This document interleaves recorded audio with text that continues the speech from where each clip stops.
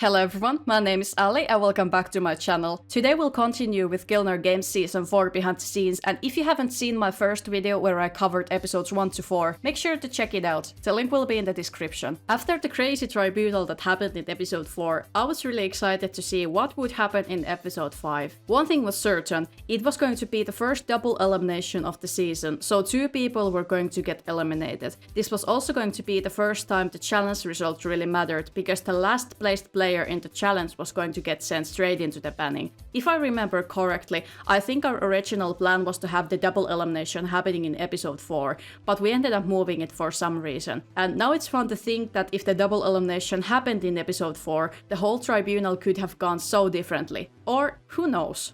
This episode's challenge was Top Gear, and it ended up being one of my favorite challenges of the season. I personally really enjoy from scratch challenges because I think it's just so intriguing to see how everyone needs to use their game knowledge to come up with a plan and then execute that plan with a limited amount of time. That is why I was really excited to see what gear everyone would be wearing at the end and what strategies they ended up using. This was one of the challenges that took a long time to start. When Soup announces the challenge, we usually have some time for questions and then we get going. But this time, everyone had so many questions about the rules and what was allowed and what not. Here are some funny clips from before the challenge started. Question, Soup. If the attack bonus is negative, is it still added on or? Yeah, it's still added. Yeah. Oh, yeah. Oh, so you do not want something that gives negative bonuses. Correct. Yeah. So basically, we don't want negative like 500 wearing flowers. Yeah, that's what I was thinking. Exactly. No, you can do that, Adam. Oh yeah, sweet. If I get all the supplies for a room play body, but I cannot make it. Hypothetically, I think it's tough luck at that point. What's a smithing boost item? Are you not allowed to change worlds? Yeah, we're all gonna stick on the same world for this. Wait, we have to be on the same world? Yes, you can't hop. Oh my Yeah, God. it's brutal. Jesus. But that means you can't even play some minigame. Bro's gonna tell him Every episode for him is gonna be, I went Find the PvPer. Bro, honestly, you could just sit there and AFK for 30 minutes if you feel like it, man. Oh, good. We won't bother you. Wait, is everything added now or is it? Oh my God. Okay, just to reiterate, every bonus in the equipment tab is added to your final score. Every bonus. Every bonus added or minus is still subtracted? Math rules. Okay, math rules, great. Math rules. Fantastic. Fantastic. Thank you. What about we can hop worlds? Nice, I'm using that for my money. Only do that minigame in that world. No hopping worlds.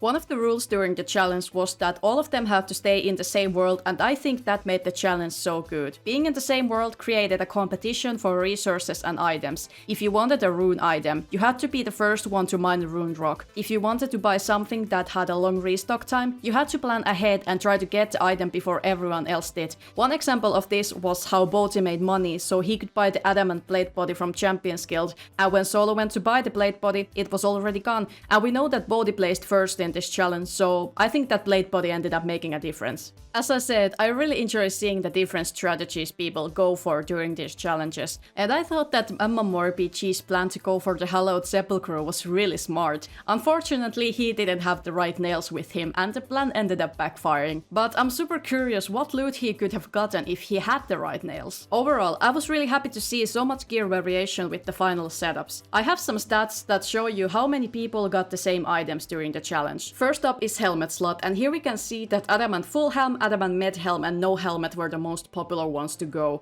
With body and legs, most people went for the Adamant armor, but different colors of dragonhide armor were used as well. There were also some slots that most players left empty, like the amulet and boots. I think the competitors were too focused on getting the more important gear slots filled, or they just didn't have the time to think of those slots. Half of the competitors didn't have a cape, half of the competitors didn't have a shield, and no one had a ring. The biggest variation by far was with weapon slots. 12 different weapons were used with the gear setups. 3 people went for the magic shortbow and the rest of the competitors used something different. The banning was called Alphabet Soup, and 3 players took part in it: MMORPG, Settled, and West Ham. Settled ended up killing 24 NPCs and secured his place back into the game. MMORPG and West Ham were the 3rd and 4th rookies eliminated, which I thought was interesting. MMORPG wasn't voted in by anyone, but looking at the other eliminations so far, it looked like people really wanted all the PvPers out. Editing-wise, this episode was pretty normal for me. I edited this little Spider-Man meme moment for the challenge, and I did the intro and outro B-roll. If you have ever wondered what I listen when I'm editing B-roll sequences, the answer is children's songs. Schnie, schna, schnappi, schnappi, schnappi, schnapp. Welcome to Gielinor Games Productions. Episode 6's challenge was called Seeing Red, where the competitors had to go from Mount Cuitemordum to Prifddinas using all the red clicks. Here you can see my original route idea for this challenge. Fun fact, we actually planned using this challenge as a banning first, so I was planning a route for a solo banning instead of a duo challenge. Sub came up with an idea for the second lap of the challenge that started from AllyRS library and ended in Prifddinas. Then we just combined both of our ideas for the final route. My original starting point was in Wintertod and it ended at Kazonde's hideout in Stranglewood. I would have liked to start the challenge from Wintertod since the game's necklace was an easy teleport there in case the competitors needed to reset their run. We did many test runs with this route, and unfortunately we had some problems with the Wintertod area. We couldn't always see the objects you needed to click on, and that was somewhat of a big problem since the whole challenge was about red-clicking objects. I think it was something to do with how the game renders your surroundings if you're standing on a different tile when you log in. I'm not completely sure, but we scrapped the beginning part of the Wintertod and moved it to AllyRS library. The route itself was pretty much the same what player 1 ended up running through, but they run it in different direction. The original ending point was at Kazonde's hideout. Desert 2 had came out recently, and I would have liked to use the Stranglewood area for this challenge, but we dropped it in case some players hadn't finished the quest. This was another challenge that took forever to set up, just because Soup had to jump from call to call and make sure that every competitor had the same settings and that nobody would have a plugin turned on that would give them any unfair advantage. The challenge itself had so many funny moments. I think my favorites were Framed getting entangled twice in a row, Solo Spam clicking at the start of his run and Sea Engineer hiding inside Prifddinas and making Framed and Settled think that they made it to the tribunal. And speaking of the tribunal, as I told you in my previous behind the scenes video, the tribunal discussions were one of my favorite things during the season, and this episode's tribunal is one of the most memorable for me. I remember being genuinely like, oh my god, they're really sending Bodhi in because they know he will pick solo mission or someone big against him. And here's a clip from that discussion where you can hear my reaction for the Bodhi pick. I feel like if we pick Solo or Victim, they will pick Zoe. If we pick Bodhi, might take He out would someone pick a strong. strong player. I bet you he would Yeah. put Solo or Victim up against him. I think you're right. I don't think Bodhi would pick Zoe. So should we pick Bodhi then because he'll nominate another heavy hitter? I think so. I say let's do it. Oh my Yeah, god. I think it makes sense. Somebody big will What get are it. you saying to do? Thinking about going Bodhi. Okay. The banning was called Multiplier. Usually we would film the challenge and the banning on the same day, but on that day we only had time to film the challenge and the banning was filmed a couple of days later. I can't even imagine the stress Bodhi and Solo had to feel during those days when they had no idea what banning was coming their way, because obviously we couldn't tell them the banning so they couldn't prepare for it. This was another banning I tried to do raw editing for, but at the time of the production of this episode I was really busy with my studies and I was also editing other videos for this little thing called Deadman All-Stars. Don't know if you ever heard of that. But yeah, I was busy and my draft of the banning didn't turn out that great. I think some small parts of the draft made it to the final edit, but yeah, luckily Soup is a professional who can turn coal into diamond and the banning looked great. Another funny thing about this challenge was that while Solo and Bodhi were doing their runs, me and Soup were in charge of listing every monster they had killed. Soup watched Solo's run and I was watching Bodhi's run as it was happening. I was so nervous because I had never done anything like this before and Bodhi kept killing all the monsters so quickly that sometimes it was really hard to keep track of all the monsters. Especially with all the Char monsters, I didn't remember any of their names, so they were just Char Red, Char Orange, etc. Luckily I had a recording of Bodhi's run so I could double check the monsters if I needed. Episode 7 was filmed on November 1st, 2023, and at this point it had already been 2.5 months since we had started filming the season. Before going into the challenge of this episode, I want to talk about the B-roll locations we used during this season. I did a lot of B-roll location scouting, which means I went around the world looking for potential B-roll locations. There are many locations that didn't get used during this season, but maybe in the future. Our goal with the B-roll locations was that the location would have some kind of connection to the challenge we were having that day. So for example, episode 3's challenge was money making and it was filmed in Grand Exchange. With episode 4 we wanted to have a unique location for the hide and seek challenge. And fun fact, originally we wanted to use episode 4's location for episode 8, which had the PKing challenge. But then episode 4 happened and me and Soup named episode 4 as the Red Wedding episode just because of all the drama that happened during the tribunal. But yeah, of course there were B-roll locations that were just more neutral and didn't necessarily have any connection to that day's challenge. They were just beautiful places to use. Episode 7 was actually one of those. Originally I was planning to film the group B-roll in Falador party room and I had already started filming there. When I was editing the intro, it just didn't feel right and it was not the location I wanted to use for the episode.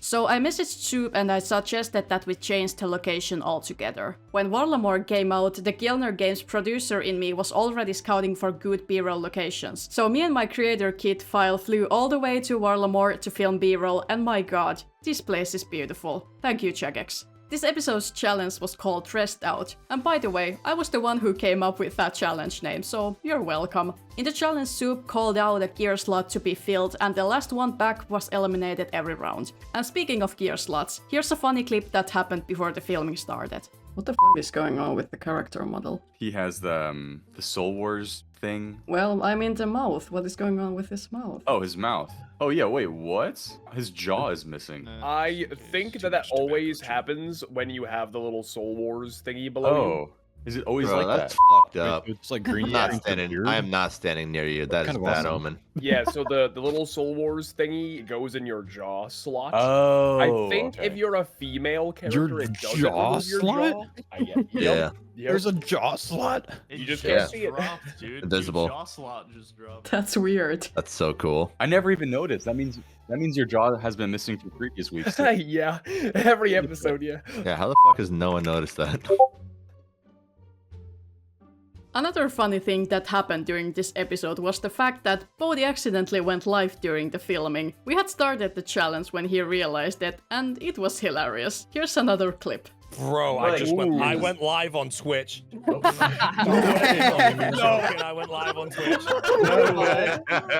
Holy shit, he actually did it. That is so funny. I was reading my Twitch chat and everyone was talking about it, and I was like, hold on a minute, is someone spying on us right now? And then I scrolled up and someone said, doesn't know he's live. I was like, Oh no. That is so funny. This is just promotional purposes. That's, you know, it's it's just- one remains. This is Yeah, Yeah. that's one remains. honestly, mate. I feel I should just use the amulet of sabotage on myself now. Just The banning was called Tileman. I remember this banning super well just because the banning ended up being so close and no one in the call had any idea who would win it. This wasn't really a challenge of who could think the fastest, but who would think the smartest. The Discord call during this banning was so funny. Everyone was at the edge of their seat throughout the whole banning. oh, the Mugger. No, that won't lock it in. That won't lock it in though. Oh, look at the champion. He's gonna protect. Please be Mila Azul 70. Yeah. Oh, there we He's go. good, he's good. Clean. That was clean. All right, not bad. One waste. I'm impressed. Oh, the goal man play. Oh, okay. Nice, it worked. Nice. That's very clean. That's big. That's big. I think the funny thing with this banning was the fact that it literally came down to gates. Hashtag GateGate. Oh, no, He's so mad. Oh, let's see. Is she gonna do the same thing with the gate? I bet she closes the gate. This was another banning I did raw editing for. Whereas with episode 6 I wasn't happy with the results, I think this one turned out really great. The process of the editing was pretty much the same as it was with the banning of episode 4. I cut and placed all the clips and confessionals on the timeline, wrote down any other ideas I had for the banning, and then Soup did any changes he saw fit. You can even see some of the notes I left for Soup. For example, here are 2 different confessionals from Bodhi because I couldn't figure out which one would work better. Here's the legendary moment with Roydy and the Rake, and the Sir counter also made it to the final episode. Overall, I was really pleased with the end result, and it was super cool to edit a banning once again. I felt like I was able to use the knowledge I learned when I was editing episode 4's banning and use it for this one. This was probably one of my favorite things to edit during this season. The challenge of episode 8 was called PK Relay. In the challenge, the competitors were split into 2 teams and each member of a team had to choose a PvP setup to use in the fight. The teams would then fight it out until one team was beaten. Let me tell you something. Transcribing the confessionals for this episode was a journey because my knowledge of PvP is pretty much non-existent. I've never PK'd in my life and I've never spent time doing any PvP activities, so let's just say I learned a lot of new words while transcribing the confessionals. But yeah, team challenges are actually some of my favorite challenges in Gielinor games, just because usually you'll get funny interactions between the competitors. Even if I don't understand anything about PvP, I still enjoy a good team challenge. Sea Engineer is in the void. I don't know if he's like just with us, but he's in the void. I physically cannot type C Engineer is void in the chat. It won't let me do Really? it. Someone type in the clan chat C space Engineer is void. Oh, it won't It do anything. Oh, no, it worked. Why does it not work for me? Bodhi's just typing in his clan, like, "See engineers the voider." I'm not in a clan though. I don't have a clan. Adam, are you live Right. again? Also, do you remember when I mentioned Deadman All-Stars? Yeah, the funny thing was that when the episode premiered, it had the same format as Deadman All-Stars. That was not planned at all, it was just a happy accident, like Bob Ross would say. But I personally really enjoyed the format in both Gielinor games and Deadman All-Stars, so I didn't mind. And since we're talking about this particular challenge, we need to address the fact that Bodhi brutally killed the production members after the challenge ended. Blue team wins. Bodhi gets to kill me instead. All right, that is the fight. Are they coming for me next? Mammal overframed confirmed. Oh no, he's coming for me! No! Don't kill the production! No! Bodhi's fights are just gonna be him attacking us, to be honest with you. They're just gonna be his fights. GG's. GG's, Oh, guys. he's not up, baby. Didn't have to do anything. Didn't have to do anything. Okay, so whoever killed production members is out completely. Yeah, whoever killed production Yeah. members is eliminated from the day. That's all. We didn't That's know what- anyway, so it's okay. I get to go through. The banning was another fan favorite from last season. To eat or not to eat. This time we were not having skill specs versus Torvesta matchup, but I still enjoyed the banning very much. Once again, me and Soup filmed B-roll during the banning, and I cannot lie, but Mr. Mammal's missing jaw was just so funny. I think this clip summarizes my thoughts about the banning. Mammal's still missing his jaw. Rest in peace. I know. Imagine having this intense banning and then one of them doesn't have a jaw. Hey, you're welcome. Alright guys, I think that is a great place to end this video. I hope you enjoyed this video as much as I enjoyed making it. Thank you very much for all the positive feedback on the first video as well, you are awesome. Next time we'll be talking more about Gielinor games behind the scenes. Once again, if you have any questions in mind, comment them down below, I'll try my best to answer you. I'll see you all later.